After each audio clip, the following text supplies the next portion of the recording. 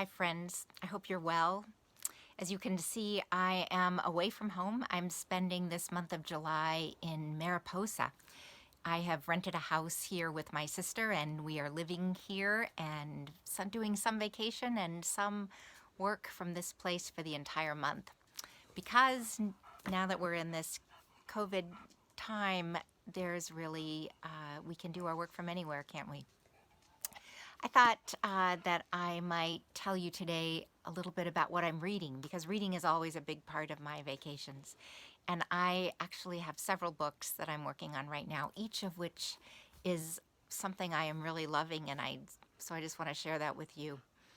I am reading a novel called There Will Be No Miracles Here. It's actually a memoir by a man named Casey Gerald.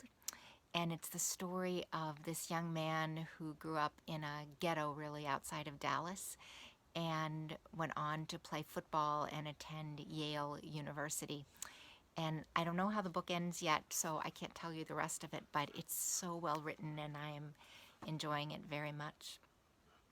I'm also listening to an audiobook as I walk every day, and that is a lovely book that I'm listening to called On Earth, We're Briefly Gorgeous. It's written by a Vietnamese author and poet named Ocean Vuong, and it too is one I would really recommend to you. The language is just exquisite.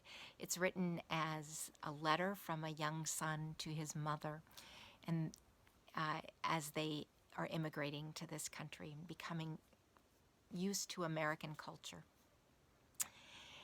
And then I'm reading another book that goes along with our conversations about race that we're having now, and that is really feeding my thinking about what it is we are trying to do as we have these conversations and think about turning toward who we want to be as a church in a world that is learning to be less racist.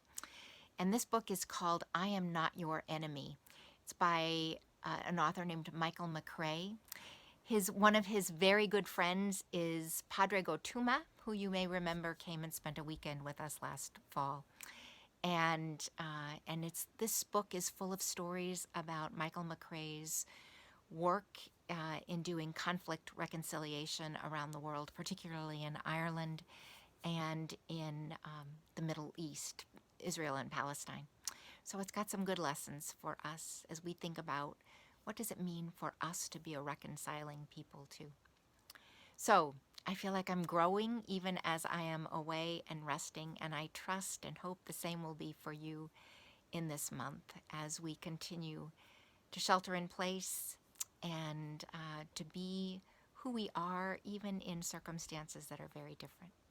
Take good care and know that I am with you in spirit and thinking of you even from this distance.